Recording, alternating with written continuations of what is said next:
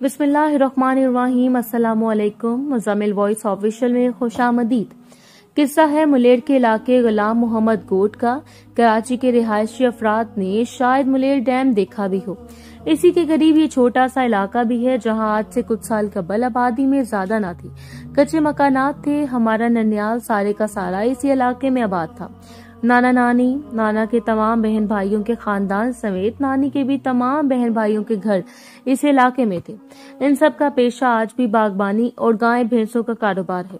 इस वक्त में छोटी थी, छुट्टियां हम अक्सर वहीं गुजारा करते थे। एक तरफ तमाम घर थे और एक तरफ बागात। बागों के बराबर में एक गोदाम था जहां पेटियों में मौसमी फल कार्बेटर में लथपथ करके वहां पाए जाते थे। जरा आगे जाकर बेरों के कई दरख्त थे और इससे आगे एक छोटा सा कब्रिस्तान था। इस कब्रिस्तान में महज हमारे ननियाली रिश्तेदारों की कब्रें हैं। बीच में कच्ची सड़क जहां आमदोरफ्त ना होने के बराबर और दूसरी जाने पहाड़ी सिलसिला। इन पहाड़ों पर चढ़ें तो आपको जरा दूर मुलेर डैम दिखाई देगा। याद से तकरीबन 6 साल पुरानी बात है जब मेरी दादी का इंतकाल हुआ। दादी की वसीयत थी कि इन्हें इसी कब्रिस्तान में दफनाया जाए और इनकी वसीयत पूरी करते हुए इन्हें वहीं दफनाया गया था। दादी की वफात को 1-1.5 माह गुजर चुका था। हम अब्बू के साथ नानी के घर आए। अब्बू ने कहा कि वो जरा देर में वापस आते हैं। पूछने पर बताया कि वो दादी की कब्र पर जा रहे हैं। हमने कहा हम भी चलेंगे। हमारी नानी ने मना कर दिया और अब्बू घर से निकल गए। हम भी नानी की नजरों से बचकर घर से निकले और जरा आगे जाकर अब्बू के पीछे पीछे चलने लगे। शाम का वक्त था, अंधेरा अब तक ना फैला था। अब्बू तेज कदमों से चलते जा रहे थे। नाना के बाग में दाखिल होकर इन्होंने एक जामन के दरख्त के पास खड़े चंद जामन उठाए। अचानक इनकी नजर हम पर पड़ गई। तुम क्यों आई हो? वो जरा गुस्से से बोले। मुझे भी दादी की कब्र पर जाना है। मैंने कहा अच्छा चलो आ जाओ। इन्होंने हमारा हाथ पकड़ लिया। मैं और अब्बू जामन खाते हुए बाग के उकबी रास्ते में से इसी सड़क पर आ पहुंचे जो सीधी कब्रिस्तान तक जाती थी। अब्बू जान दादी की कब्र पर जा बैठे और यासीन शरीफ की तिलावत करने लगे। हम कुछ देर अब्बू को देखते रहे, फिर हमारी तवज्जो बेर के दरख्तों की जानिब मबजूल हो गई। हम अब्बू को बताए बगैर वहां से उठकर इसी जानिब बढ़ने लगे। नीचे जमीन पर कई बेर गिरे हुए थे जिन्हें हम चुनकर अपनी झोली में भरने लगे। बेर चुनते हुए हमें यूं महसूस हुआ जैसे किसी ने दरख्त की डाली को हरकत दी हो, क्योंकि हवा चले बगैर ही कई बेर जमीन पर आ गिरे। हम तवज्जो दिए बगैर बेर चुनते रहे। जरा देर के बाद फिर महसूस हुआ कि किसी ने बहुत जोर से डाली को हिलाया हो। इस बार पहले से ज्यादा बेर जमीन पर गिरने लगे। अचानक तेज हवा चली। हम खौफजदा होकर पीछे की जानिब दौड़े और बगैर किसी पत्थर से टकराए जमीन बोझ हुए। इर्द गिर्द नजर दौड़ाई ताकि अंदाजा लगा सकें कि हम आखिर गिरे कैसे, लेकिन कुछ समझ न आया। मेहनत से चुने गए तमाम बेर जमीन पर बिखरे नजर आ रहे थे। हमारा दिल चाहा फिर हम चुन लें, लेकिन खौफ के मारे दोबारा बेरों के दरख्तों के करीब जाने की हिम्मत न हुई। हमने सामने की जानिब निगाह की। अब्बू अभी तक वहीं बैठे नजर आ रहे थे।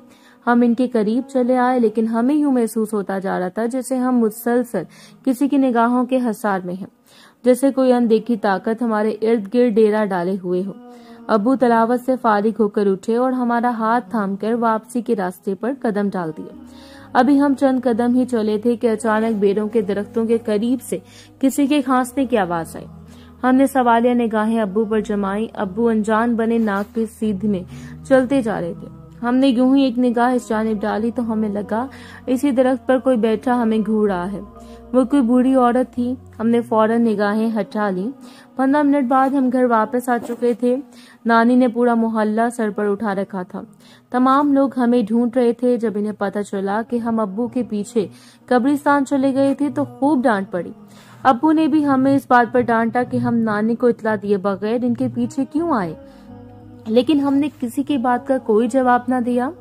हमारा सारा ध्यान इन बेरों के दरख्तों पर था और इन अनदिखी लेकिन महसूस होने वाली शय जो मुसलसल हवासियों पर सवार थी।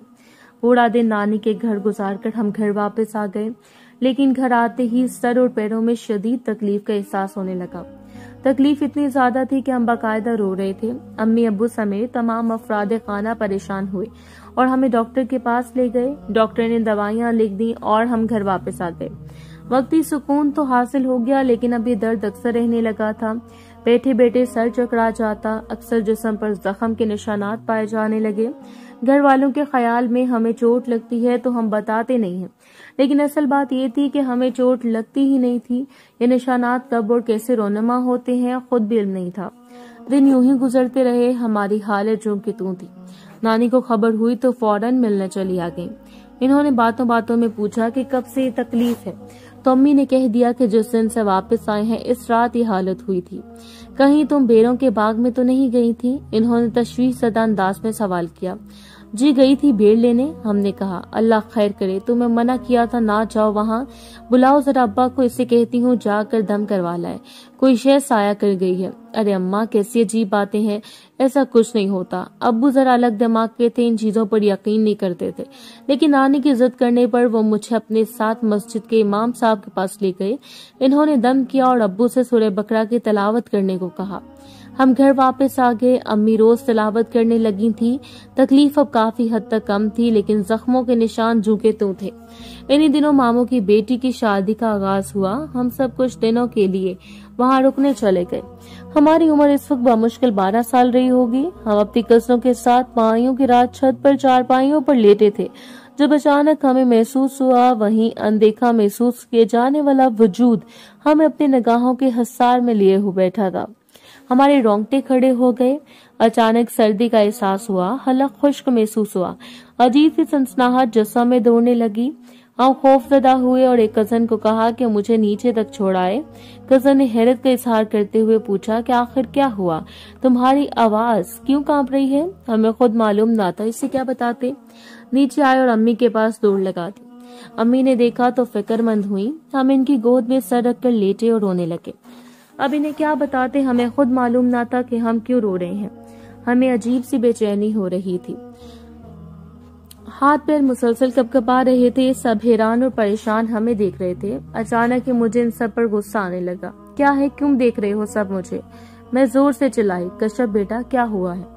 अम्मी जान हमारी बुलंद आवाजें सुनकर हैरत ज़दा हो गईं, क्योंकि हम काफी खामोश मिजाज थे और शायद ही यूं कभी किसी पर गुस्सा किया हो। लेकिन इस वक्त हम अपने हवासों में नहीं थे। फौरन उठकर तेजी से बाहर की जानिब दौड़े। अम्मी हमारे पीछे लपकी, लेकिन हम तो हवा के घोड़े पर सवार तेजी से बाग की जानिब बढ़े। बाग के दरवाजे पर बाहर से कुंडी थी, जिसे खोलकर हम अंदर दाखिल हुए और भागते हुए बाग के उकबी हिस्से की जानिब दौड़ने लगे। कहीं दूर कुत्तों के भौंकने की आवाज आ रही थी। नाना के बाग के चारों तरफ में खारदार तारे थी, क्योंकि वहाँ रात को नाना की गाय भैंस बांधी जाती थी। हम इन तारों की परवाह किए बगैर इन पर से कूदकर दूसरी तरफ पहुंच गए। घुप अंधेरा सा फैला हुआ था। हम खामोशी से चलते हुए आगे की जानिब बढ़ने लगे। जरा आगे पहुंचे तो गोदाम आया, जहां पेटियों की लंबी दीवारें बनी हुई थी। अचानक दूसरी जानिब से 2 आदमी तेजी से ढलान से उतरते हुए हमारी जानिब आए। एक ने मोबाइल की टॉर्च रोशन करके हमारे चेहरे पर डाली। इस वक्त हमारी भी नजर इन दोनों पर पड़ी। दोनों की उम्रें लगभग 30-32 के करीब रही होंगी। कौन हो तुम? यहाँ कैसे आ गई? इनमें से एक अजनबी ने बोला। छोड़ जाने की क्या भला है, चल इधर से जल्दी। दूसरा शख्स को डरा हुआ लगा। बेटा कौन हो तुम? वही पहले वाला शख्स फिर नरमी से दरियाफ्त करने लगा। वही कैफियत जो कुछ देर पहले हम पर तारी हुई थी दोबारा वही होने लगा। जिसम में सनसनाहट हुई, रोंगटे खड़े हो गए। एक अनजानी ताकत हमें आगे बढ़ने पर मजबूर कर रही थी। हम इन दोनों आदमियों को नजरअंदाज करते तेजी से आगे की जानिब दौड़ने लगे। अगले 3 मिनट में हम इन्हें बेरों के दरख्तों के करीब पहुंच गए। अचानक सूखे पत्तों में चिड़चिड़ाहट हुई और किसी ने हमारा हाथ पकड़कर हमें अंदर ले जाना चाहा। हम बला चूचला के अंदर दाखिल हो गए और एक कदरे घने और पुराने दरख्त तले जाकर खड़े हो गए। बैठ जाओ। वो आवाज इंतहाई नर्म और खूबसूरत थी। हम खामोशी से वहीं बैठ गए। चंद लम्हे गुजरे थे जब पायल की छनक ने हमारी तवज्जो एक तरफ मबजूल करवाई। बलोची लिबास में मलबूस एक इंतहाई हसीन 29-30 साल की औरत हमें अपनी जानिब बढ़ती दिखाई थी। हमारे करीब पहुंचकर वो मुस्कुराई। इसका चेहरा बेहद हसीन था, गोरी रंगत और खूबसूरत स्याह आंखें। हम यकटक इसको देख रहे थे, यहाँ तक कि वो हमसे जरा फासले पड़ा बैठी। मेरा नाम समीरा है, माफ करना तुम्हें इतना तंग किया, डरो मत, तुम्हें मुझसे कोई नुकसान नहीं पहुंचेगा, वो कहकर अफसुर्दगी से मुस्कुरा दी। हमारी जुबान गंग थी, चाह कर भी कुछ कह न सके, खौफ से हलक खुश्क हो रहे थे। आज से 30 साल पहले मैं जिंदा थी। वो हंसी। हम झुरझुरी लेकर सीधे हुए। दिल चाहा उठकर दौड़ लगा दूं, लेकिन हिम्मत ना थी कि उठकर वहां से जाते। लोगों का कहना है कि मेरा शौहर और बच्चे छोड़कर किसी के साथ फरार हो गई थी मैं, लेकिन मेरी कब्र है वहां। इसने कहते हुए एक जानिब इशारा किया जहां झाड़ियां उगी हुई थी। पहले यहाँ एक कुआं हुआ करता था। इस तरफ हम लकड़ियां जमा करने आते थे, इस तरफ जाम के बाग थे। इसने गोदाम की तरफ इशारा करते हुए बताया, वहां रेल की पटरी है ना, इसके पीछे एक होगी रेल। वो 3 लोगों ने मुझे वहीं ले गए थे। मेरे सारे जेवर नोच लिए थे। मेरे जिस्म को मुर्दार समझ के गिद्ध की मानिंद मुझ पर पल पड़े थे। मैं कहीं की नहीं गई थी, मैं मर गई थी। वहां मेरी कब्र है, वो देखो, मुझे वहां दफनाया गया था। हम पर हैरत और दुख का पहाड़ टूट पड़ा। मेरा नाम याद है ना, इसने हमसे पूछा। हमने इस बात में गर्दन हिला दी। समीरा। हमने अटक अटक कर इसका नाम अदा किया। मैं बुरी नहीं थी, बस मुझे हार श्रृंगार का बहुत शौक था। मुझे अच्छा लगता था जब मेरे खानदान की औरतें, मेरी सहेलियां मेरी तारीफ करती थी। तुम्हें पता है मैं खानदान की सबसे हसीन औरत थी। बहुत फख्र था मुझे अपने हुस्न पर, लेकिन एक बात कहूँ, हुस्न हो तो गरूर नहीं करना चाहिए, नुमाइश नहीं करनी चाहिए। अपने हुस्न से डरना चाहिए, लड़कियों को इससे छुपाना चाहिए। अगर वो अपना हुस्न जाहिर करेंगी ना, तो यूं कोने पर एक बेनाम कब्र बनकर पड़ी रहेंगी, किसी को पता भी नहीं चलेगा। जाओ, जाकर सबको बताना समीरा की कहानी, जाओ। इसकी इजाजत पाते ही मैं फौरन उठी और वापसी की राह में कदम रखे। अभी हम जरा दूर पहुंचे थे जब सामने से मुझे अपने मामू, नाना और कई रिश्तेदार मर्द नजर आए।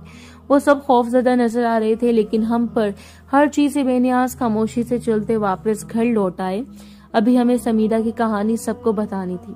हम घर लौटे तो नानी के यहाँ सारा खानदान जमा था। सबको हमारी हालत की खबर थी। यूं समझे कि सारा मोहल्ला इस घर में जमा था। समीरा कौन थी नानी? हमने बराह रास्त नानी की जानिब देखते हुए पूछा। नानी की आंखें हैरत से फट पड़ी। यही हाल वहां मौजूद तमाम लोगों का था। हम समझ गए कि यहाँ मौजूद तमाम लोग इस नाम से अच्छी तरह वाकिफ थे। हमने समीरा की कहानी सबको सुनाई। सब हैरत ज़दा थे। समीरा हमारी मुमानी की भाभी थी, जिनके शौहर आज फॉलिज के मरीज हैं। पेड़ों के बाग में इस जगह खुदाई की थी, वहां से फक्त हड्डियों का एक ढांचा बरामद हो सका और एक चांदी का छल्ला भी।